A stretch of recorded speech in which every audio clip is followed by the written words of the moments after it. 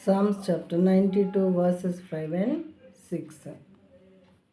How great are your works, O Lord! Your thoughts are very deep. The stupid man cannot know, the fools cannot understand this. In Telugu, యెహోవా నీ కార్యములు ఎంత దొడ్డవి, నీ ఆలోచనలు అతి గంభీరములు. పశుప్రాయులు వాటిని గ్రహింపరు, అవివేకులు వివేచింపరు. దేవుని ఆశ్చర్య కార్యములు చాలా ఘనమైనవి, గంభీరమైనవి.